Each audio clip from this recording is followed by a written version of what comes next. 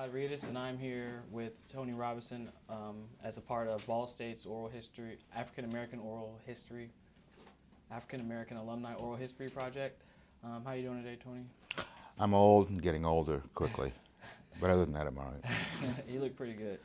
All right. Sweet talking me won't help. Okay, it's not gonna help. All right. Where should we start today? Where and when were you born? Okay, I was born in Fort Wayne in 1952. Harry Truman was still president. Yeah. Wow. You're looking at me like, who's Harry Truman? I know, trust me. Yeah, that was it, and I lived there until I was 15, then I moved to Muncie. Oh, you moved to Muncie when you were 15? Mm-hmm. Mm-hmm. Okay, what school did you go to? Southside, which is now a middle school. Oh, okay. And it was a bit of a shock to my system because Fort Wayne, for its time, and what was going on in the society in the 50s is really foreign to your generation, okay? Mm-hmm. But race relations, societal restrictions were very strange. So Fort Wayne was considered to be a very progressive city. We actually had like Brotherhood Week, where white people and black people would go to each other's houses, you know, and it was like, ooh, you have running water, you know, indoor plumbing. And I remember some people came in our house and the guy looked around and he went, you have a very lovely house. And my father, being my father, said, and what did you expect, chickens in the living room? So that's kind of the environment I grew up in. And then I moved here to Muncie, which was a bit of a throwback socially. In what ways? Well, number one, there was a Confederate flag flying on the flagpole at Muncie South Side. In the 1950s? No, this was in 1960s. 1960s? This was in the 60s. And because it was at Muncie South Side Rebels. And a certain segment thought that was okay. And my mother drove me out to school, and it's the first time she's ever heard me use a particular expletive. When I looked at the flag and said, get me the what out of here. And I thought it was just appalling. And so. Did that Confederate, did the members of those schools, did they like represent like the Southern traditions in that sense? Or was it just a mascot type of Well, I think it was clinging to Southern mentality under the guise of a mascot, because there were instances, one in particular, I mean, this school had riots. Muncie Southside had race riots, okay? And Central, well, we had riots too, yeah, but Southside started them, okay? And it spread throughout the city. And for years there were policemen, uniformed policemen in the school systems here. That was because of the riots at Southside. And you know, and it was really a mess. You know, when school started in the fall, they'd start, and then we'd have what I call spring cleaning. You'd be sitting in class, you'd smell tear gas. There'd be the police and fire departments, and then everybody would get to go home. So after a couple of years of this, you know, they said, okay, we got to get together, and this was a very interesting situation. I was not there, but because, like I said, I'm not an athlete. But all the team members, it was a basketball game. Man, we got to put all this behind us. You know, we got to rally together. And okay, all right, yeah. And so the team went. They won the game, and then on the way home, all the white students sat in the bus and sang Dixie on the way home. So did sports create any unity among the schools? Within the school itself, Yes. or between the school system? Within the school itself. Within the school system. Did it erase the perception of race? No. I mean, everybody got together and rooted for the team, but it was still, you know, you knew it was there. Yeah, it was a weird time. In fact, I actually, as a student, I anonymously wrote, because Ball State had an underground newspaper called The Only Alternative. Slightly pretentious name, but that's okay. So under an anonymous, I wrote an article called Education or Eradication. It's basically, is the school system going to educate us, or are we going to kill each other? And so, you know, it was interesting. I had kind of a unique position because I was in the band, and I was Mr. Hotshot drummer. I mean, seriously. Oh, Drumline. well, see, the drumline is an evolution of the band, because we had literally probably the worst band in the universe. we had one band director who actually corresponded with one of his associates and signed it, you know, blah blah blah, director of the Muncie Southside Stumbling Monster Band, because all the money did go to athletics, and I had been playing professionally as a drummer since the age of 12, so I had a few more skills. And I mean, there's pictures in the yearbook of me, playing the drums. So, and because my parents had political and social standing, I had kind of an immunity. Okay. A sort of privilege. Yeah, a little privilege. So, and the school actually formed what they call the Biracial Student Steering Committee. They love pretentious names like that. Okay, and I was on it, and there was a guy, large mammal, of good hill stock, you know, whose favorite pastime was pretty much rolling his Chevy Nova in the parking lot. Because back then, all the hill guys had Chevy Novas that were jacked up. Okay, that was the thing. And this guy, we'll just call him Dennis. Okay, that was very tough fella. And we had our first, you know, our first meeting, and afterwards I went up and I said, well, Dennis, I, you know, hope we can, you know, find some resolution to these problems. It'd be a pleasure working with you. I put my hand out, and he stared at it like it was a cobra. And then he extended his hand and shook my hand and said, I never shook hands with no colored guy before. And then he put out the word, I was when the fights broke out, anybody who hit me had to answer to him. So, I mean, literally, I could walk through the hall, and it's like this gladiator scene going, and I could just walk through with a little halo right through and never touched. And that's all because of that connection you made early on? Mm-hmm. And very quietly, my mother and I started working to get that Confederate flag down. She more so than I. And she made you know, the parent, when the teachers all go away for like 2 days in their little secret meeting, and we get out of school, that's what we used to do. We had 2 days for a teacher's conference. And she made a speech there. And this is going to tell you the mentality that I had to deal with. Well, not just me, but everyone. She made this speech, and the next week, one of my teachers came up and said, do you agree with the things your mother said at that speech? I said, well, since I wasn't there, you know, but she told me what she was going to say. He said, well, did you agree with her? And I said, yes. He shook his head and he went, oh, and I thought you were one of the good ones. And I went, okay, boy, I went to sleep and woke up in Mississippi in 1932. That was my mentality, the way I felt about it. But that's what we dealt with, you know, here in this. So you kind of had to learn and adapt and to tolerate. No. Oh, hell no. No, I was as rebellious as you could get. And I mean, I was distributing the only alternative, you know, at communist paper from Ball State. And they tried to nail me on it. Is that what they termed it? Communist? Oh, Lord, yes. Oh, yeah. Because at the time, you know, the Daily News was nice things about fraternities, da-da-da-da-da-da-da. But, you know, the only alternative was run by hippies, man. You know, those are long-haired freaks. So, of course, it had a different point of view. All right, sir. You can stop calling me sir. I know I'm old. Mr. Robinson. Is there anything else you would like to share with us about your personal experiences?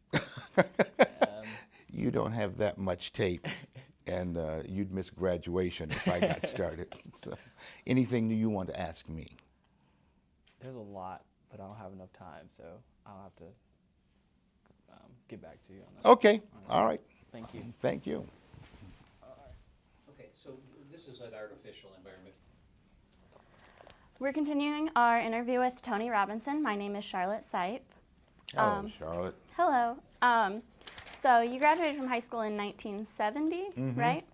So you would have still been in high school when MLK was assassinated, right? Yes, I was actually sitting on the couch at my girlfriend's house, and we were watching television, and the announcement came over, and just it was very numbing. It was numbing. There was no outcry. Oh my God! No screaming. It's just like, wow. And we just kind of stared at the TV for a while. It was. But I realized, it's like this is somehow going to end up in flames. Somebody's going to burn something, at this point, because during that period of time there was a lot of social unrest, and it seemed like the immediate response was to go set fire to something, and that didn't happen so much here, but around the rest of the country, and the fact that Bobby Kennedy had just been here, and strangely enough, my family was not a big Kennedy fan. My mother, going back to school and things, and having lived through that era, she remembered that Bobby Kennedy had been an aide to Senator Joseph McCarthy, and that Joseph Kennedy did not have the most stellar of reputations as far as race relations, and was actually removed from being an ambassador because of his saying fascism was a good thing. And she always pointed out that Bobby Kennedy had not always been this wonderful liberal. So I wasn't that enthralled with Bobby Kennedy being here, but then when the assassination of Dr. King took place and he announced it, and he went, hey, my brother was killed by a white man, so let's not burn everything down, which really didn't stop anybody.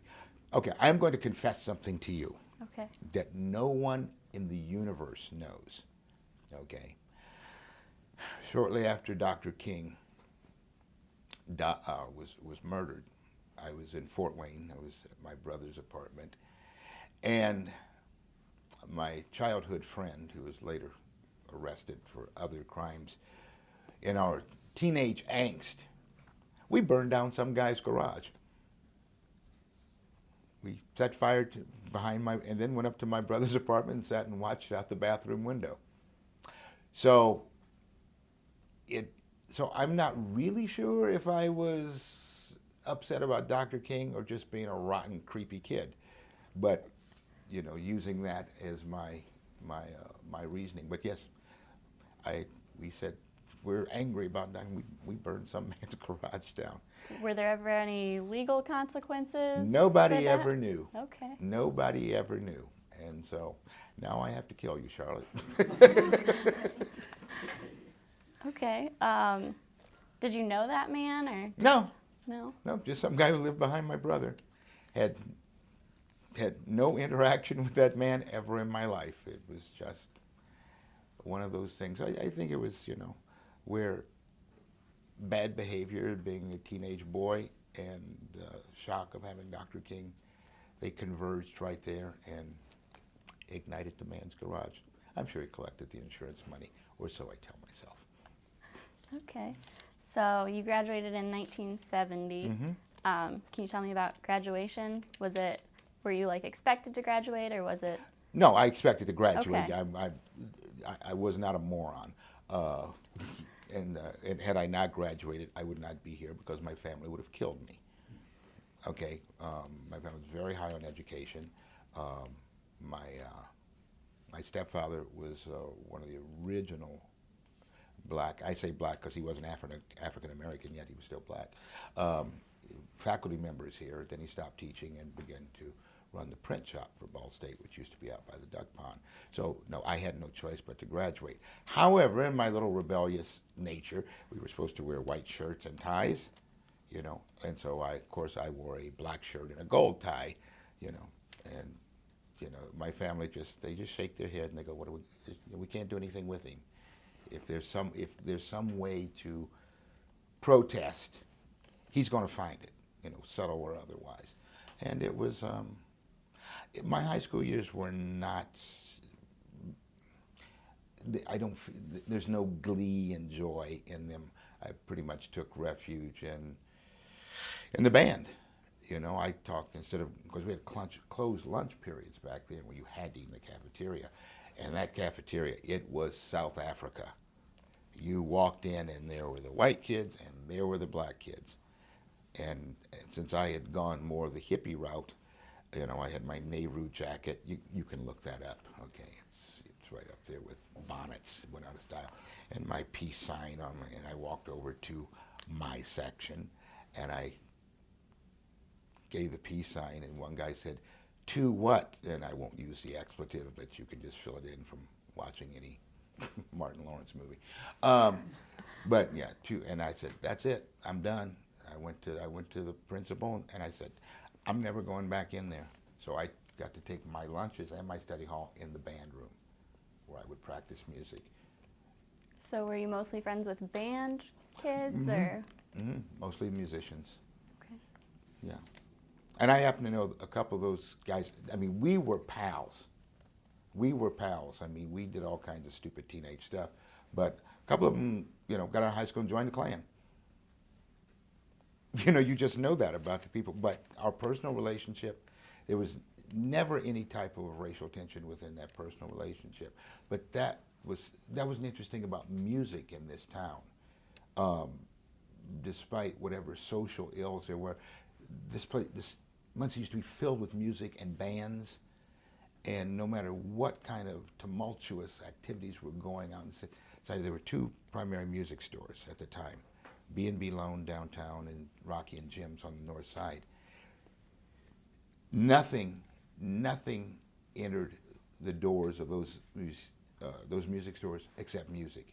You would find guys with afros, I mean, with families living in them. They were so big, and the most bigoted rednecks in the world. They would walk through those doors. They would get instruments and they would jam together. I mean, there was some wonderful thing that happened with music in this town, and they would play music. Now they, go outside, get with their friends, and shoot each other later. But once you got into that environment, all that mattered was the music. So since most of my friends were musicians in the band, that just bonded us. Nothing else mattered. In fact, I did a speech for Kiwanis Club here last summer, and I walked in and I sat down and I started talking to this guy. Turns out he was the president of the Kiwanis, and he went, "You went to Southside, right?"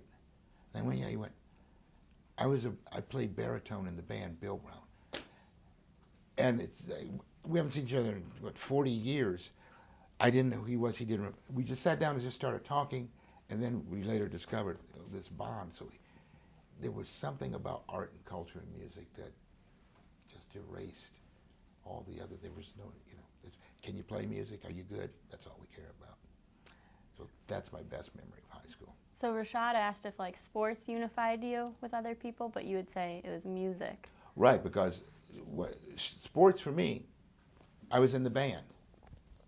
Okay, and I'll be honest with you, I was a little prima donna. Okay, literally at the basketball games at the field house, I would walk in, and the cheerleaders would all stand up and go, "He's a rebel, he's a rebel, he's a Southside rebel, yay, rah, Tony," and everybody would go, "Ah," and the band would part, and I'd walk up the middle and click off the drum section. And then, I'm gonna show you how far this went. And every game, I'd make sure I'd break my sticks, and all the little kids would show up, and I'd throw them my sticks. Like I'm Charlie Watts from the Rolling Stones, and and they'd clamor to get my drumsticks. So, as much star power as one can have as a high school student in Muncie, Indiana. So that's my thing with sports. Those guys were just running around on the field or the court, killing time until I was ready for the band to play. That's the way I looked at it. All right, well, my time's up, so I'm going to hand this over to Alan. All right, thanks, Sean. All right, my name is Alan Havorka, and we are continuing our interview today with Tony Robinson. How are you, Tony? I'm doing quite well, Alan. And yourself? I'm pretty good. Okay. So I want to move forward a little bit. We spoke a little bit about your early life in Muncie. So tell us, I understand you went to Ball State University after high school. Yes, I did. What did you study there, and then what were you involved in?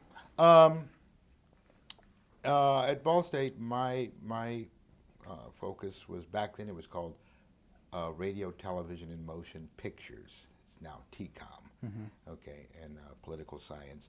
And a myriad of other things that just happened to interest me at a time. I was an undergraduate teaching assistant for Dr. John Barber for a number of years, and where I introduced his class, Gen Ed 210, to the joys of Lenny Bruce, a very controversial comedian of the 50s and 60s, who pushed the limits.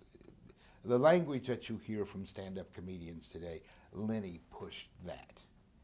And still in the 70s, to do Lenny Bruce material on a college campus, I would often see Dr. Barber standing in the back of the class biting his knuckles. But he always asked me to do it, and because there was such an anti-war movement, as much as a movement could get started at Ball State, okay? I mean, I think this was a school that didn't have an SDS chapter because they couldn't find a faculty sponsor. The irony of revolution, or lack thereof. But I was working, we used to do a comedy routine every week, and I had a partner named Terry, and we called ourselves T&T, pretty clever there, huh? And so we would meet over at the Chug, and we would write the thing on Monday, but he didn't have the discipline for comedy, and so he left me high and dry. So you'd have to go look this up in the old people section of the movies. Movie Patton with George C. Scott, and he has this big opening speech. And when Terry didn't show up, I went home and I listened to that speech. I made myself a makeshift Patton outfit with it, and I adapted that speech to be completely anti-war, and I did that. John had me do that speech every year until I finally left Ball State. And I saw him recently, and he keeps bringing it up. Okay, now, I've been gone from school for a long, long time, but he will bring that up. So it was a lot of fun. I was a bit of an outcast because I would not pledge a fraternity. So I was frequently referred to as a GDI and shunned pretty much. So my peer group were the miscreants and hippie and student center in those days. It was very, very segmented. You walked in off university, and that's where the black students sat. In the middle, okay, that's where all the fraternity and jocks sat. They would sit. And then off in the back, well, that's where the freaks would sit. And that was, and we had a lot of guys who were Vietnam vets, and and the gay students would sit back with the freaks because we would protect them from the people in the middle who we dubbed the sissy beaters, because being gay was very dangerous. That was the attitude. And they would beat up the gay students. Well, the freaks weren't having any of that. So the gay kids would sit with us because they knew we weren't going to let anybody get to them. And you got some guys out of Vietnam who were like always ready to snap, and you really didn't want to cross them. Okay, and so that's the school I went to, which is very much different than the school you go to. Right. So, but yeah, so I love doing it. Like I said, I'm still referred to it as radio, television, motion pictures. I had one teacher who spent I had like 4 classes with him, and this is what I heard most of the class: Mr. Robinson, no. NAB, Mr. Robinson, no. Of course, all that stuff is now on television, because I was always pushing the limit to do something weird. And the head of the department at the time, Dr. William Tomlinson, wonderful guy, and he and I actually formed a relationship. He always called me Miles, which is my real first name. And he would invite me over to his house because he too was a drummer. So I'd go over to Dr. T's house, and we played drums and things. and Dr. Weibel, who was in the department, and they were always very supportive. Dr. Weibel, in his own way, he came out one day and he went, "You know, Miles, you're going to do well in broadcasting because you don't have an inner city dialect. You speak general American speech." To which I went, "Well, thank you, boss." And so, so it was an interesting time. My time at Ball State, I really enjoyed. I had some good friends. So you touched over how like there was a little bit of activism. So were you involved a little bit with in the activism scene of the early 1970s, late 1960s? No, No, not really. no. I'm kind of like an enzyme. I start a chemical reaction and don't get consumed by it. I get out. Not like spearheading, but working maybe behind the scenes a little bit and offering some advice and counsel. But I wasn't a big one for out marching and stuff like that. So what things were you kind of working on behind the scenes that happened on Ball State's campus? Well, again, we didn't know it at the right, but championing gay rights. We never thought of it at that. We just knew some things were wrong. Again, trying to express. I was very involved with Dr. Barber's Strawberry Jam, which was, peace, against the war through art. And so I was very involved in that way. I was also doing my early stand-up material, which dealt with, the things that I felt were wrong with the society, whether it be sexism, racism, homophobia, the war, the Vietnam War. And there used to be a store in what used to be the Village called the Kaleidoscope, and it was a hippie head shop, and we sold hippie music and, shall we say, entertainment paraphernalia. And we'd get a lot of guys returning from Vietnam, and they'd come up and they're trying to buy fringe vests and things, and they've still got military haircuts, but we never persecuted the veteran.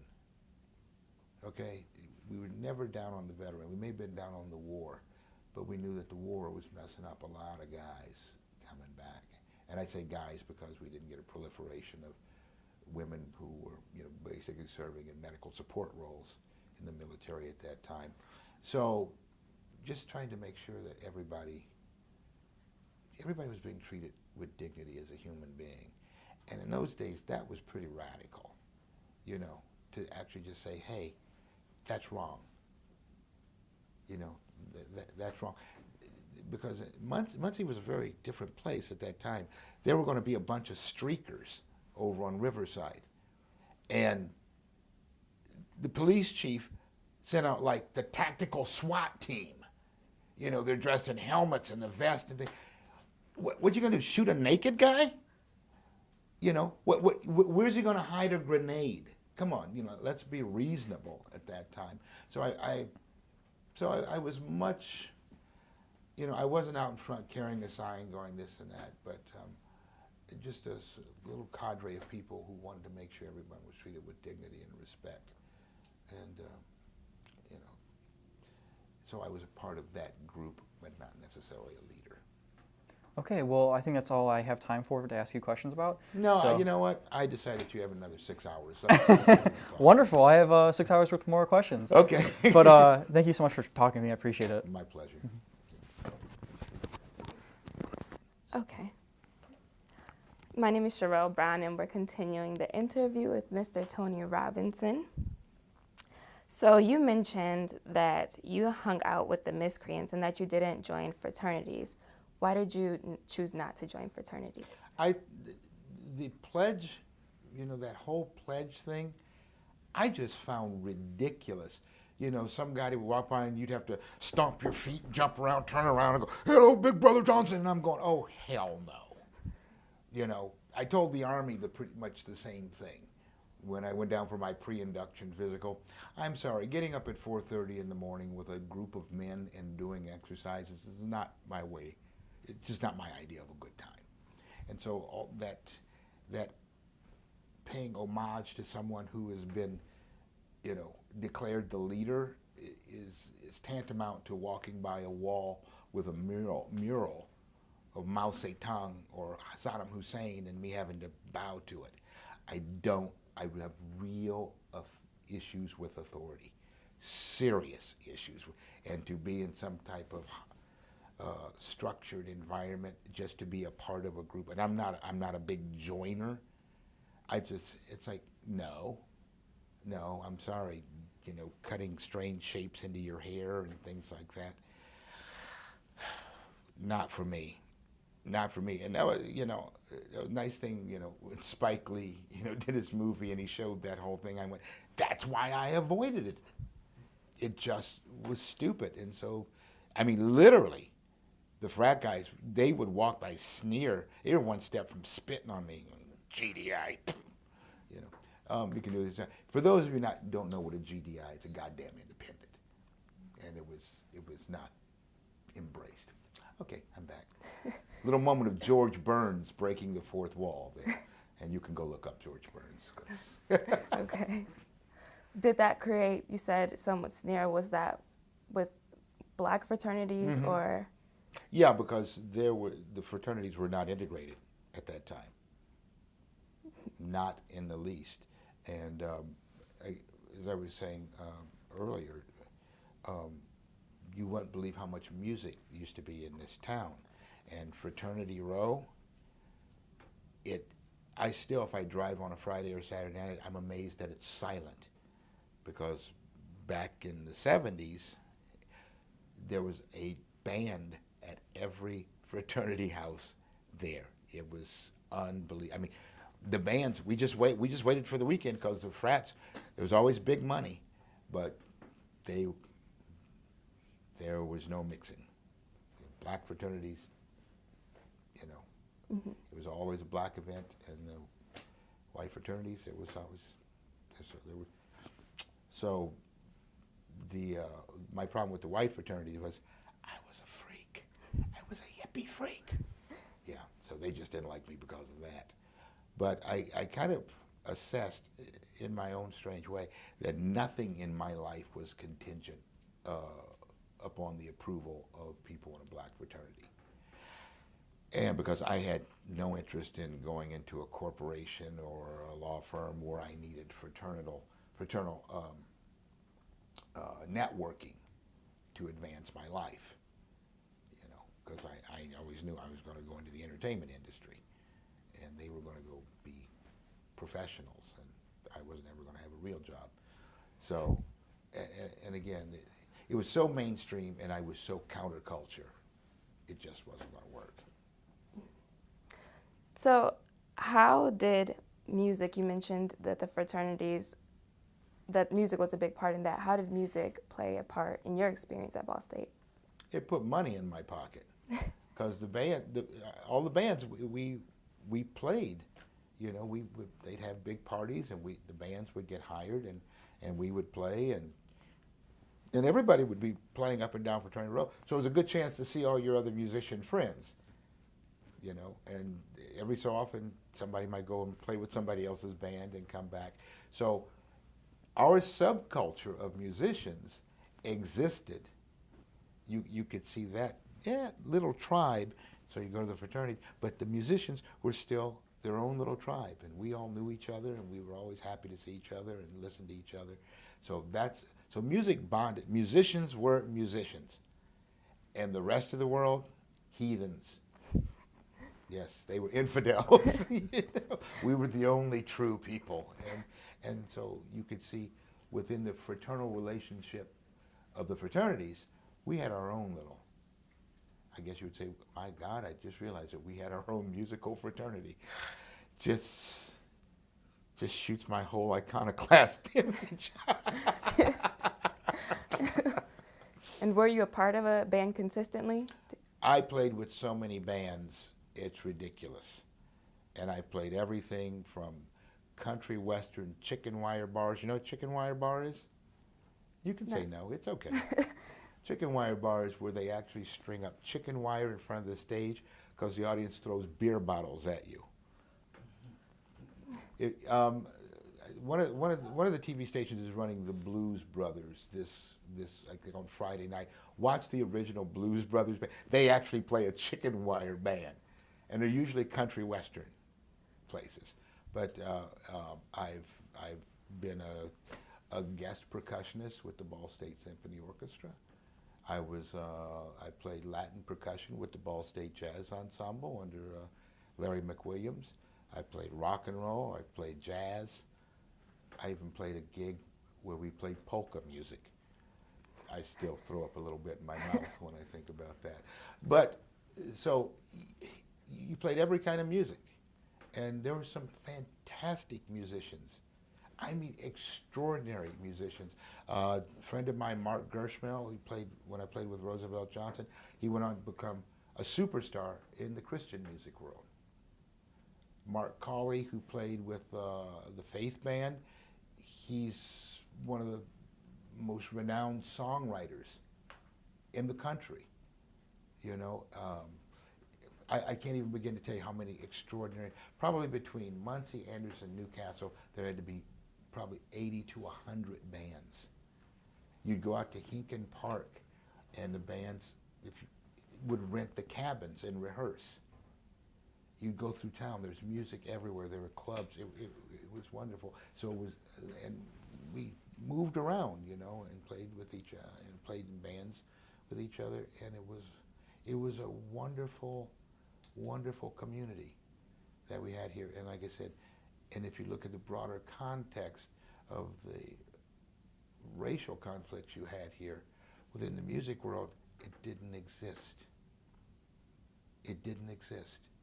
So for me, it was not only a chance to express myself creatively, it was a world where crap didn't get in. And it was probably just very essential to my sanity. And it led me to some great things. I became the first black disc jockey on the air in Muncie at WERK when it was still an AM station.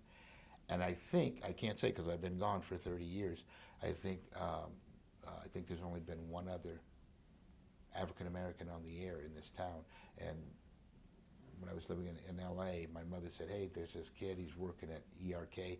He says, you opened the door, he wanted to thank you. So I called him, I talked, but I don't know what happened to him. But again, what was I doing on the radio? Playing music.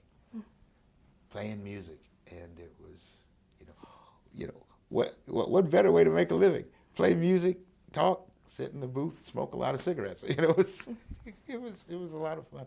So music's very important to my existence and my survival in this town. You know, so. And did you play in front of, was it accepted by both black and white audiences? Mm-hmm. Oh, yeah. And, yeah, that's, you know, I think, okay, there's one time I was playing, when I was in high school, I played with a group, it was originally titled the Yorktown Elysion Singers, and I was the only kid from Southside. And, you know, they wore little blazers, and the girls wore nice little dresses, and we think, you're a good man, Charlie Brown. And we were about as wholesome an image as you could possibly get. And we were being featured on the Delaware County Fair tour, and we traveled around a little caravan, and I think we were in Eaton. And the guy driving the hot dog truck, the weenie truck, his son and I had been best friends in high school. And, you know, Gene was this big guy, you know, and some one of the residents of Eaton came up to him and was like, well, we were performing, and actually said, I don't know why they can't get a white drummer and have an all-American group. And Gene said, and where do you think he's from? And so later, I mean, you know, I used to hang out with Gene's son. He told me, he said, you aren't going to believe what this blank blank said to me. He said, don't let it get to you. He said, it hasn't bothered me thus far. And I remember going later going to see some friends in Elwood. And you have to understand, Elwood in the day was a very bad place. They actually had a sign that said, "Don't let the sun go down on you, blank." Okay, they weren't playing. And I went up to see another band, and the club owner came over and said, "You guys are going to have to leave. There's some hillbilly with a buck knife who wants to carve up your friend." So all my musician friends surrounded me and walked me out to the car. But those are two isolated incidents. When I was on that stage, as long as I did my job and did it well, But yeah, you always had pockets of ignorance, sometimes. But yeah, I played with, funk bands, rock bands. I think we didn't care. And this is at a time when a general rule was in this area, and this may come as a surprise, but the club owners, and not just Muncie, I mean Chicago, all through the Midwest, a band could only have one black member, because they were afraid that if you had two or more, it would be considered a black band, and of course, you'd only get black people in the club. I mean, that's the underlying mentality that you lived with, which is, it's not at the top of your consciousness, but underneath, it's like living with a low-grade migraine. And it does affect you, and affects your point of view. Consciously you don't think, oh, white person, Chinese person, but you realize they're just places you had to be careful about being. Okay, I'm a grown man. I have no pigment in my fur anymore. But even at this late date, there are parts I will drive into Muncie and I go, this is a very dangerous part of town. But then I'll see a black person, and I go, do you know there was a time you would have been killed in this part of town? I actually got a traffic ticket in Daleville from an African-American officer on the Daleville police force. And I actually said,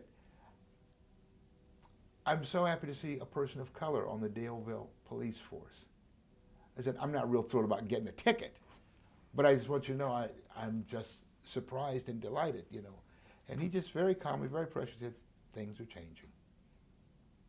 I went, cool, dude. So that was probably the happiest ticket I've ever had.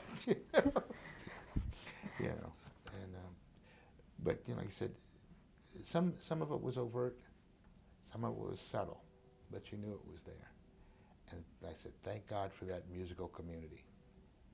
And in fact, it left me kind of handicapped, because I was used to being accepted on my abilities. When I moved to LA and to pursue my career in comedy, it was real freaky, because it was like, you're black comic, this and that. You couldn't just be funny, you had to. And I thought, that's kind of weird, because I'm not used to that. I'm used to, if you're good at what you do, you just do it. So it left me ill prepared for the real world. But thank God I had it. Okay, well, thank you. Well, thank you. Horses Radio. Okay.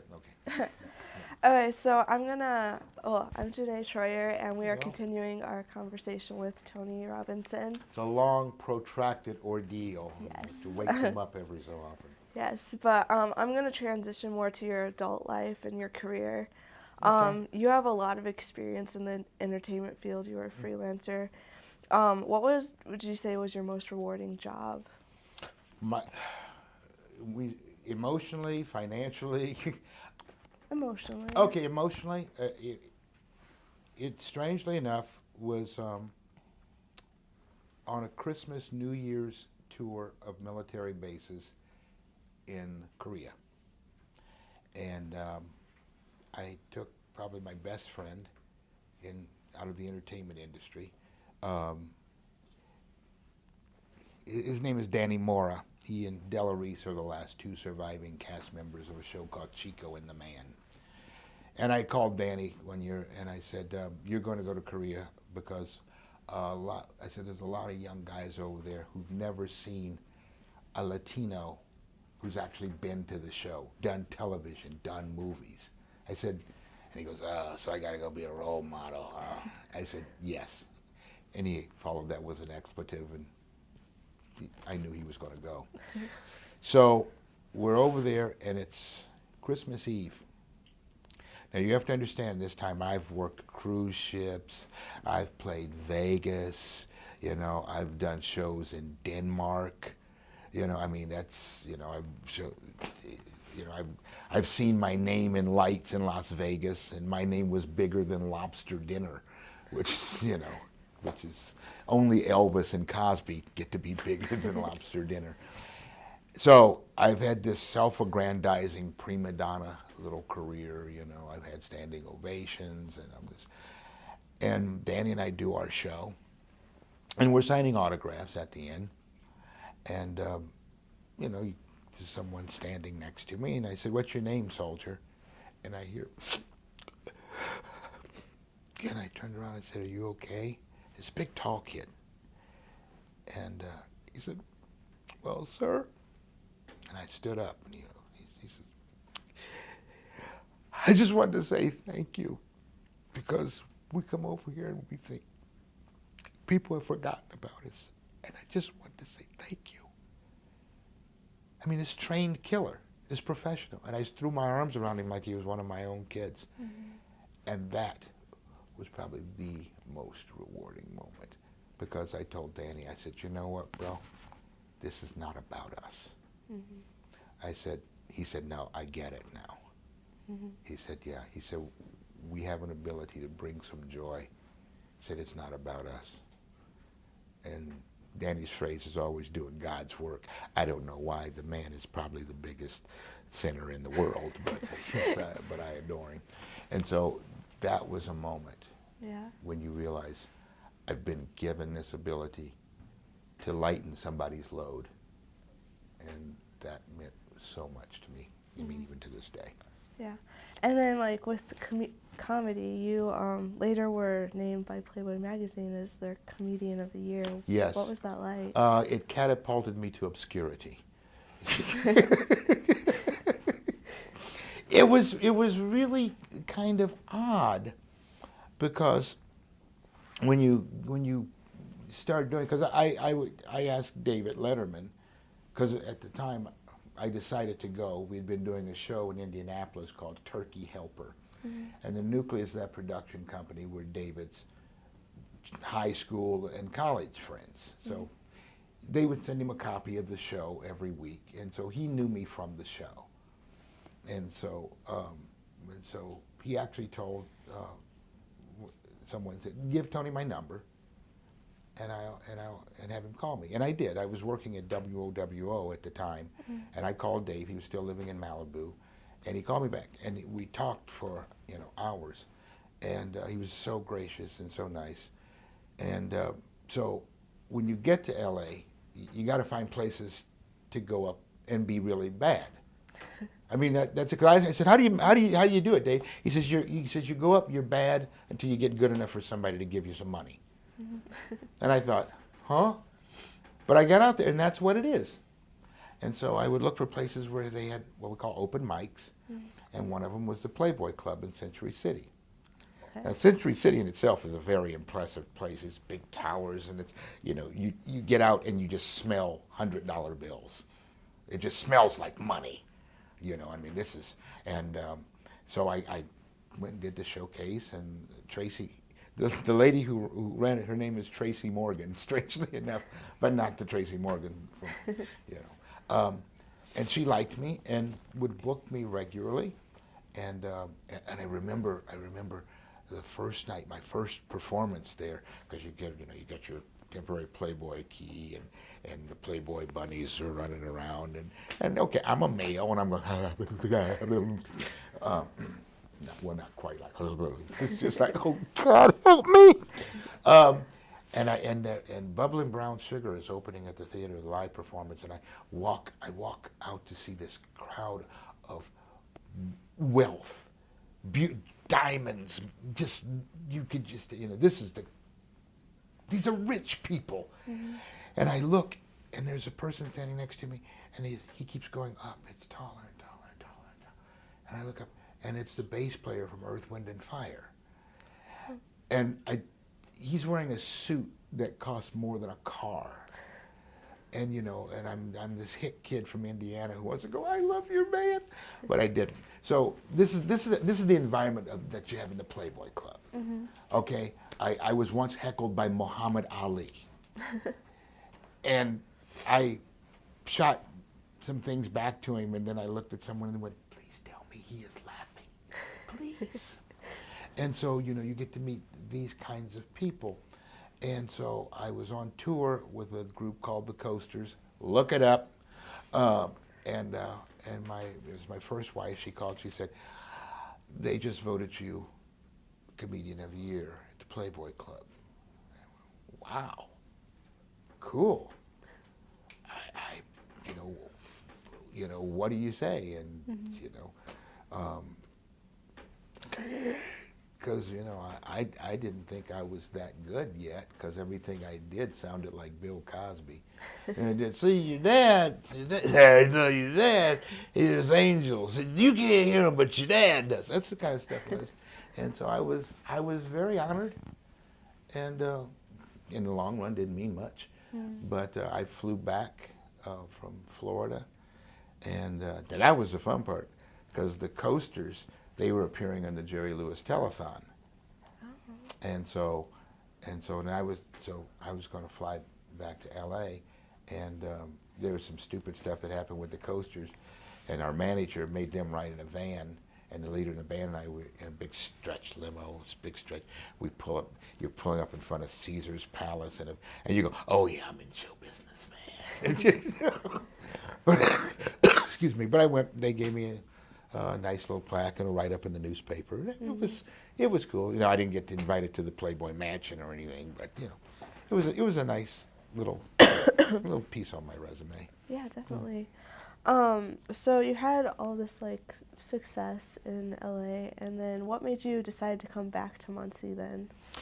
Well, it was interesting. My wife and I were in an automobile accident, and she was in a wheelchair for a while, and she kept getting all these knocks to the head, but she was in a wheelchair, so I had to stop touring to stay at home. So I went back to my first love. My first love is theater. When I was 9 years old, I wrote and directed my first play. Wow. It's a puppet show. And I'm standing behind a little diorama with my puppet show. I'm 9. And the reason I directed it, because the teacher and I had what we call creative differences. And she went, fine, you direct it.